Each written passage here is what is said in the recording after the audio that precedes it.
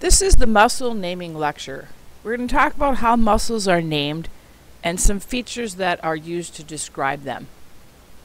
To start with, here are the 5 rules, golden rules, of skeletal muscle activity. First of all muscles cross at least one joint. So they go from one bone to the other. Typically, the bulk of the muscle lies proximal to the joint that's crossed. So your bicep will help to move your elbow. As you know, your bicep is on your humerus. That's closer to the joint attachment than the ulna and the radius, which it's going to move. A muscle has to have at least 2 attachments, the origin and the insertion. And we'll talk about those on the next slide. You should know that muscles can only pull and not push. Therefore, they work in pairs, one pulling the joint one way, and then a different set of muscles pulling it the other. And during contraction, the insertion end of the muscle will move closer to the origin end. And that will make sense after some practice. 3 really important words for this unit. The origin is the attachment point of the muscle to the immovable or less movable bone that this muscle, the action that it creates. The insertion is the end of the muscle attached to the more movable end. And then the action is the type of muscle movement that we learned the other day that results when the muscle is contracted. An example of applying these terms, if we use your hamstring muscles, the muscles on the back of your thigh, the origin is the ischium, so that area of the pelvis. The muscle inserts into tibia and fibula, and the action they create when you contract the hamstrings is to flex the lower leg, or to bring your heel closer to your thigh. So it makes sense that the less movable end, or the origin, is the ischium, because you're not moving your hips. The insertion is in the tibia and fibula, because that's the bones, those are the bones that are moving. And then the action again is flexing the leg as we bring the 2 endpoints of that joint closer to one another. Another example would be your biceps brachia, using to basically flex your elbow. It originates in the scapula of the shoulder girdle, so that's the end not moving. It inserts to the proximal radius, because that is the bone that will be moving. And the action that we get is to flex the elbow, bringing the hand and the shoulder closer together. These are some types of body movements that might be a review. These are examples of the 4 types of roles a muscle might have in some type of an action. The prime mover is the muscle that creates the action or movement. So again, when we were talking about using your biceps to flex your elbow, your biceps would be the prime mover. The antagonist is the one that is going to relax during that movement. So that would be your triceps on the back side of your arm. The antagonist would actually do the reverse movement of the prime mover. The synergist or secondary mover is kind of an assisting muscle to the prime mover. So the sartorius, as you're going to learn, is a muscle kind of on the inner, the medial side of your leg. And so when you are doing some movements or kicking a ball, your quadriceps are the prime mover, and the sartorius would be a secondary mover. Fixators are movers that keep things or hold things in place so that the other muscles can do their job. So often your abs are a fixator. They hold your trunk in place so that you can, stand on one leg and kick a ball. Another example, if you're doing a tricep press, your pectoral muscles on the front of your chest are contracted, kind of holding your shoulder still so that your triceps can allow you to do the tricep press. So here's some examples examples of prime movers and the antagonist. So your pecs on the front, your latissimus dorsi on the back, the front or anterior deltoids, and the posterior or back deltoids, the trapezius on the front, and the deltoids.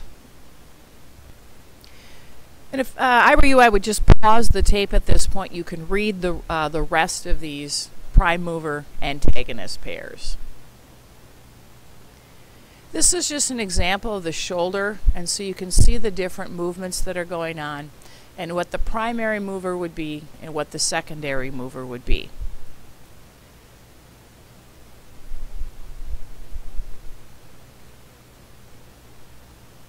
The rest of what we're going to do here is to actually name muscles. And so what I would do is make a table. On one side put the criteria for naming the muscle, and then the other side put an example. So the first criteria that we have is the directions that the fibers run. Rectus means straight, and so the rectus abdominis are the top layer of abdominal muscles that we see on the front of the body.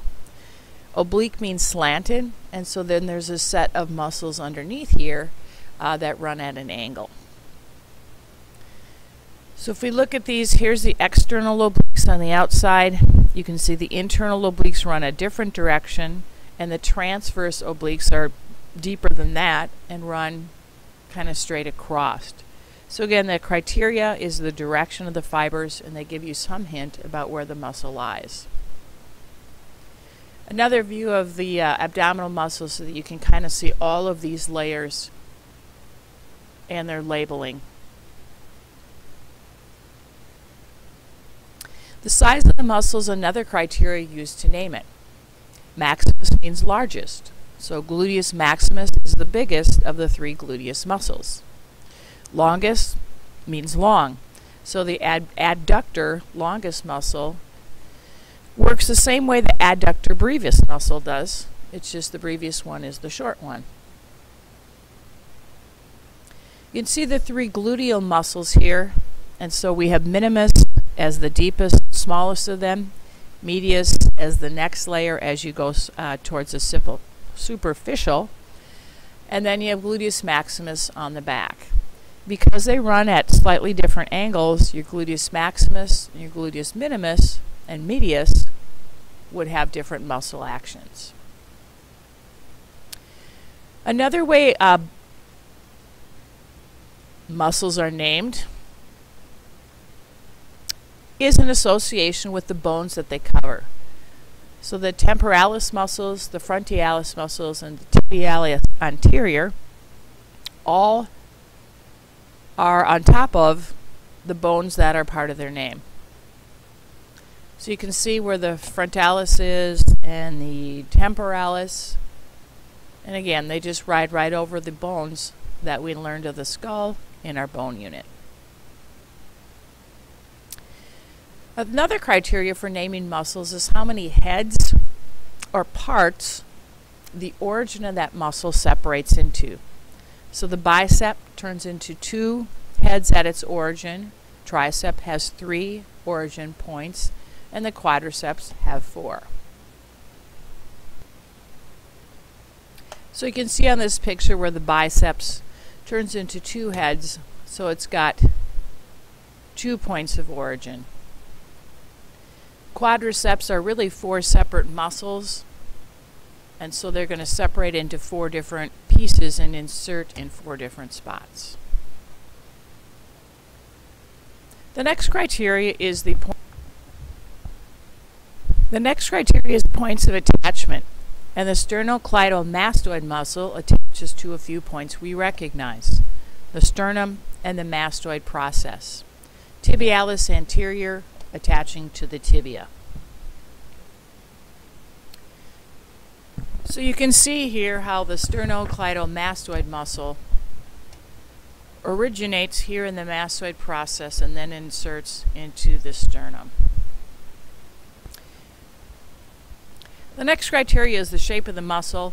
We can see this muscle kind of looks like the signal or the Greek letter deltoid. So that's the deltoid muscle. The trapezius muscles on the top of your neck also kind of form that shape. Again, here's just a different picture so you can see the deltoid. The action of the muscle is often included in its name as well, and that's a bonus on the test because it tells you what the action would be.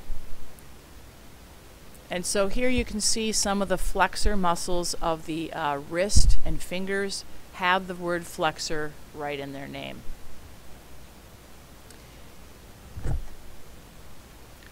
And in this picture we have the adductor muscles that bring the leg back towards the middle, and they share their name with the action that they create. This is a little bit about trochanter bursitis. And this kind of happens as the hip abducts and adducts, and basically we have a bursa that's underneath this muscle. This is the IT band, which is kind of a thick tendon, if you will, that goes all the way from the hip down to the knee. So if people have pain on the outside of their knee or right at their point of their hip, that's often caused by an IT band that is too short, has cramps in it, or something. So by massaging and stretching that IT band, you can take some of the pressure off the knee as well as the hip, and your patient will have improved condition. So here you can see where those bursa sacs would be, and how if this muscle were tight, that would irritate that point. And we're done.